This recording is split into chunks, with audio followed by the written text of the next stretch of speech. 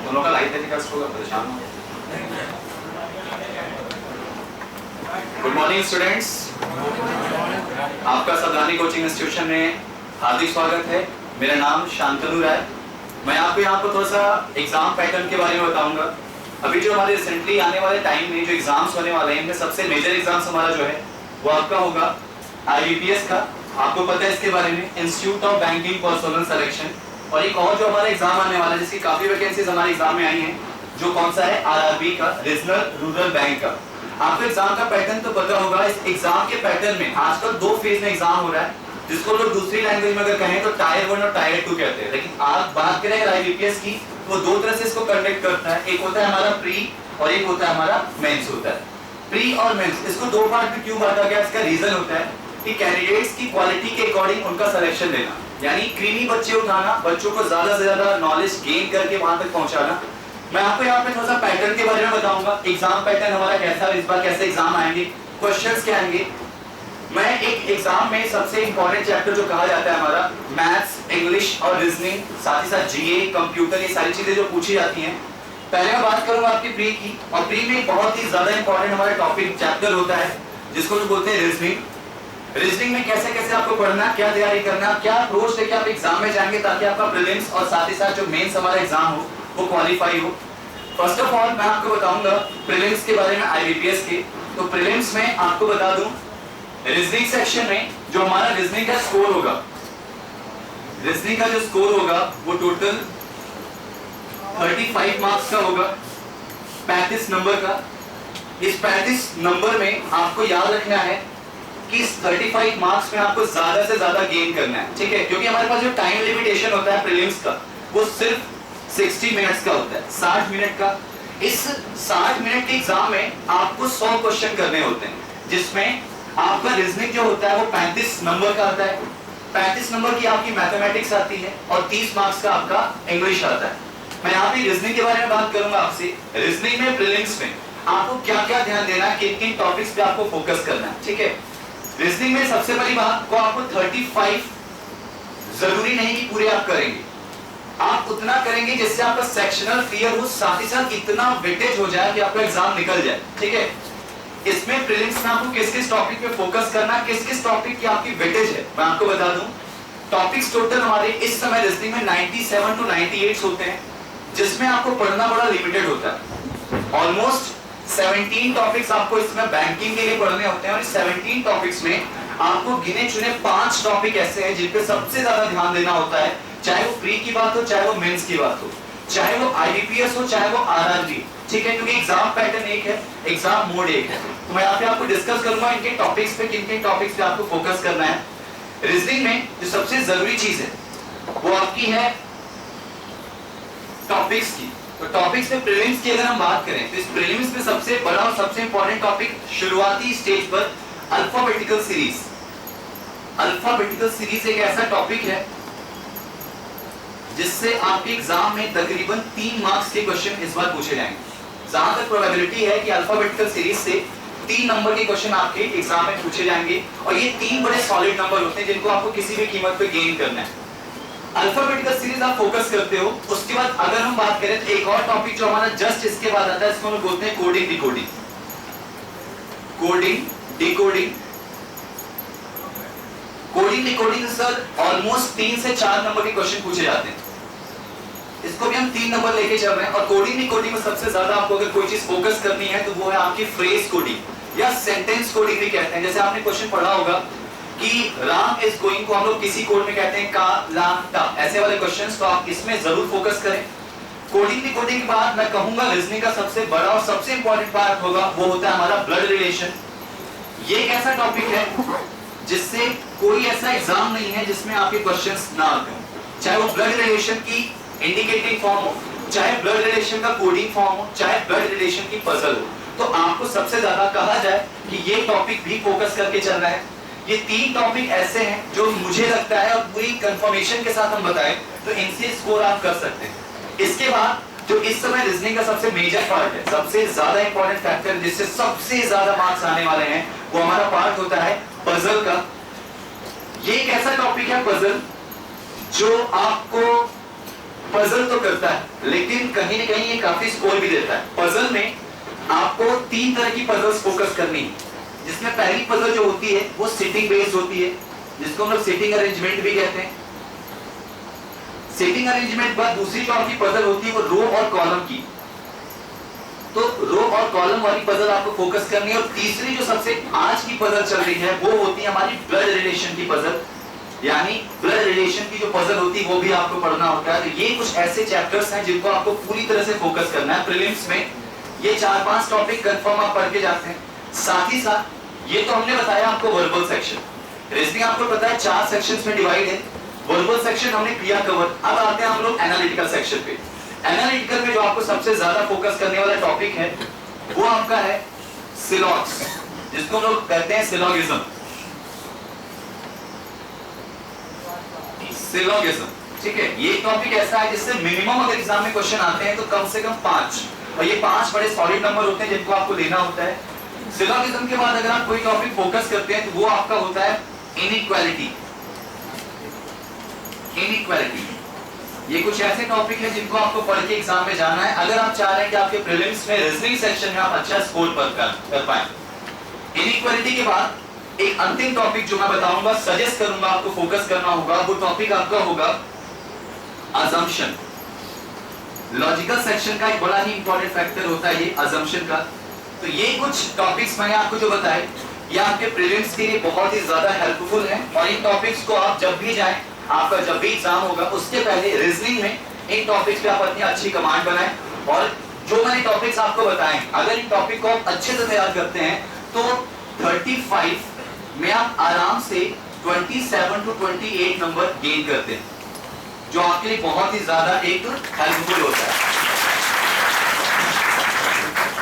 अब मैं बात करूंगा मेंस की। मेंस का जो सिलेबस होगा वो थोड़ा सा लेवल अपिश होगा, थोड़ा सा लेवल हाई होगा।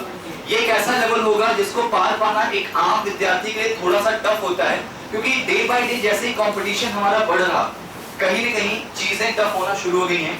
और उनमें अगर हम मेंस की बात करें तो इंसान मेंस में तब पहुंचता है, ये विद्यार्थी मेंस में तब पहुंचता है जब वो पहला पड़ाव पार करता है प्रीलिम्स का। मेंस की बात करें तो मेंस में ऑलमोस्ट ये टॉपिक आपको मिलेंगे, साथ ही साथ कुछ एक्स्ट्रा एक्सीड टॉपिक्स हो जाते हैं जो कुछ जुड़ जाते हैं टॉपिक। तो मैं प्रीलिम्स के टॉपिक्स के अलावा जो अलग से टॉपिक आपको मेंस में फोकस करना है, जिन पे सबसे ज्यादा आपको कमांड बनानी है, वो टॉपिक कौन से होंगे, जिसमें पहला टॉपिक मेंस का जो होगा वो आपको फोकस करना होगा ब्लड रिलेशन का, जिसको आप प्री में भी फोकस कर चुके हैं, तो आपके लिए बहुत ज्यादा दिक्कत नहीं आनी। ब्लड रिलेशन के बाद जो आपका दूसरा टॉपिक आपको फोकस करना होगा मेंस में, वो आपका सबसे इंपॉर्टेंट फैक्टर बनता है पजल का। और पूरी संभावनाएं, पूरी प्रोबेबिलिटी लग रही है कि इस बार जो पजल मेंस में आने के चांसेस है वो कम से कम 4 आपकी पजल होगी, जो कि कम से कम 20 मार्क्स आपके कवर करेगी मेंस में। तो आपको इनको पजल को लेके चलना है। पजल के बाद एक और बड़ा फैक्टर जो मैंने प्रीलिम्स में बताया, सिलॉगिज्म, जिसको हम लोग सिलॉग्स भी कहते हैं, ये 5 मार्क्स का आपको कवर कराएगा मेंस। सिलॉगिज्म के बाद इनइक्वालिटी, और इनइक्वालिटी में थोड़ा सा ध्यान दीजिएगा, इनइक्वालिटी में आपको कोडेड इनइक्वालिटी पढ़नी है।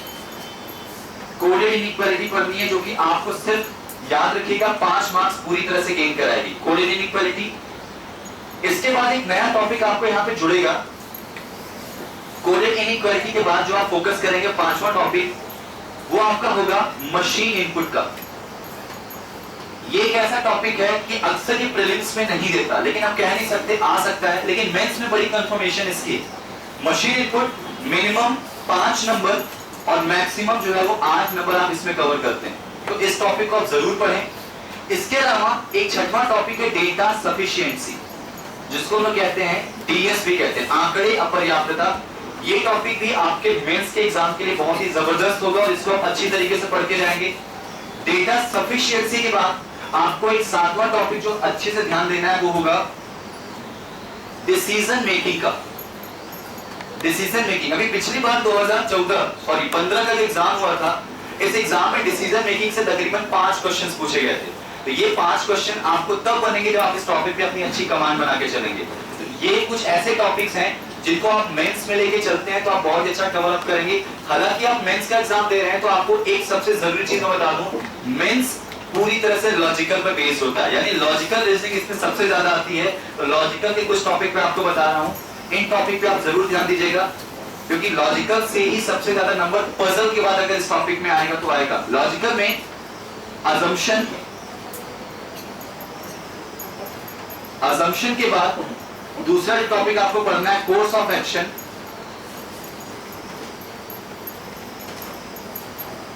तीसरा टॉपिक जो आपको पढ़ना है वो कॉज एंड इफेक्ट।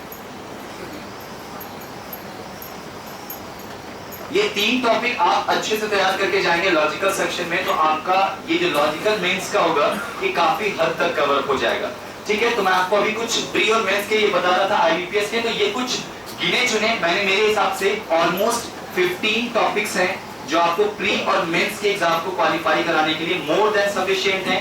तो अगर आप इस आईबीपीएस के फोबिया को क्लियर करना चाहते हैं तो ये 15 टॉपिक जो रीजनिंग के मैंने बताया जो अलग अलग सेक्शंस में बांटे, तो इनको पूरी तैयारी पूरी स्ट्रेटजी के साथ करेंगे तो डेफिनेटली आपका ये आईबीपीएस एग्जाम क्रैक हो जाएगा। अब मैं बात करूं अगर एक और एग्जाम जो हमारा आने वाला एग्जाम होगा जिसको हम बोलेंगे आरआरबी का, रीजनल रूरल बैंक, एक ऐसा बैंक जो उन स्टूडेंट्स के लिए स्पेशली बना है जिनकी हिंदी थोड़ा इंग्लिश थोड़ा वीक है और वो हिंदी पे ज्यादा फोकस करते हैं, क्योंकि यहाँ पे आपको इंग्लिश के अलावा एक हिंदी का ऑप्शनल सब्जेक्ट मिलता है और वो कहीं ना कहीं उन विद्यार्थियों के लिए बहुत हेल्पफुल होता है जो हमारे हिंदी मीडियम के विद्यार्थी हैं। तो आपको सबसे ज्यादा अगर फोकस करना है, अगर आपकी इंग्लिश वीक है तो आप किस एग्जाम में फोकस कर सकते हैं। काफी वैकेंसी हमारी आई है, तकरीबन 16,500 वैकेंसी हमारी आरआरबी ने इस बार निकाली है।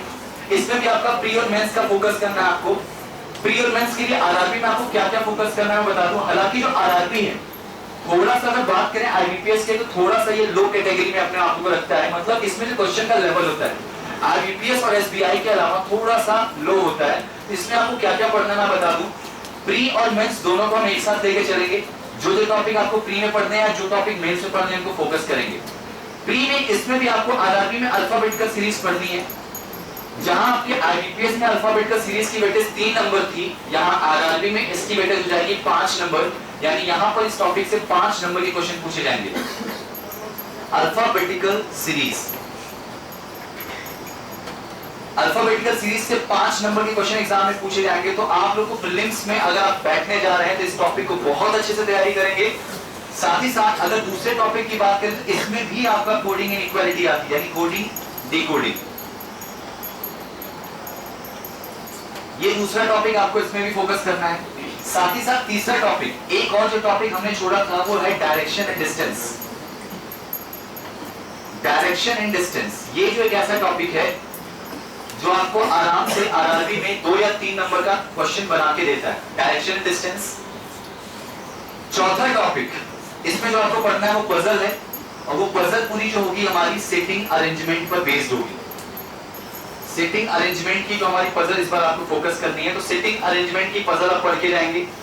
साथ ही साथ सिलोगिज्म, इनइक्वालिटी,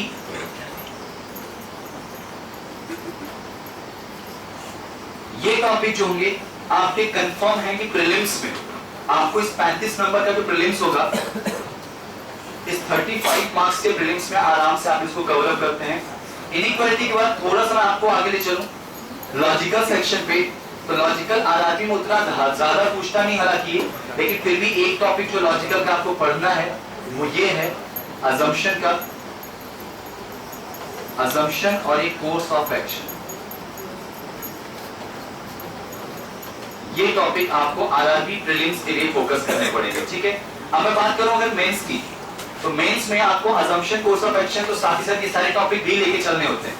प्रीलिम्स के अलावा जो मेंस के सब्जेक्ट आपको सबसे ज्यादा फोकस करने हैं, तो मेंस में आप पजल पे फोकस करेंगे। पजल, दूसरी चीज जो आपको मेंस में बहुत ज्यादा परेशान करेगी वो होगी सिलोगिज्म। तो इस टॉपिक को हाई लेवल पे पढ़ेंगे आप, सिलोगिज्म हाई लेवल में।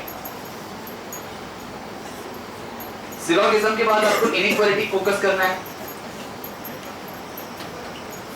और इनइक्वालिटी भी जो आपकी होगी वो भी हाई लेवल। इनइक्वालिटी के बाद मशीन इनपुट, मशीन इनपुट आपका मेंस में अक्सर एग्जाम में देता है, तो मशीन इनपुट को आपको मेंस में जरूर पढ़ना है, और इस मशीन इनपुट से आपको 5 नंबर के क्वेश्चंस आराम से गेन करने होंगे।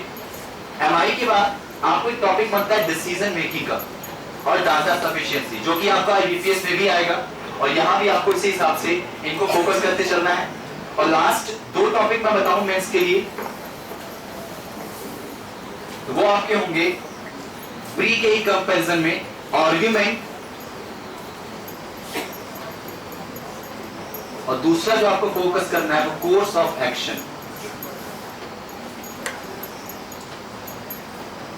ऑलमोस्ट 14 टॉपिक्स और ये 14 टॉपिक आपको RRB मेंस के एग्जाम में बड़े आराम से इसको क्लियर करा लेंगे। तो आपको ध्यान देना है कि RRB में आपको प्री और मेंस में कुछ गिने चुने टॉपिक्स हैं। मैं आपको एक बात बता दूं कि जब भी आप बात करते हैं IBPS की या जब भी आप बात करते हैं RRB की, तो आपको 2 चीजें याद आनी चाहिए जहन में अपने, एक प्री और एक मेंस। सिलेबस ऑलमोस्ट सेम होगा, सब कुछ ऑलमोस्ट सेम होगी, बस लेवल इनका बढ़ जाएगा। प्री में जहां थोड़ा सा लेवल हल्का पड़ेगी, मेंस में इनका लेवल जो होगा वो थोड़ा सा अपिश होगा। तो आप ध्यान दें, इन चीजों को समझें, और अगर कोई दिक्कत हो, कोई डाउट हो, तो उसको आप बिल्कुल अपने फैकल्टी से, अपने टीचर से जरूर कंसल्ट करें, ठीक है। और इस RRB में जो वैकेंसीज आई हैं, इनको कोशिश करें कि ज्यादा से ज्यादा इनको आप क्वालिफाई करें। Thank you so much. तो ये थी IBPS क्लर्क, PO और RRB के एग्जाम पैटर्न की संपूर्ण और विस्तृत जानकारी। और अधिक जानकारी के लिए सावधानी कोचिंग इंस्टीट्यूट का ऑफिशियली फेसबुक पेज लाइक करें या फिर सेंड क्रेडिट टू WhatsApp 7747910525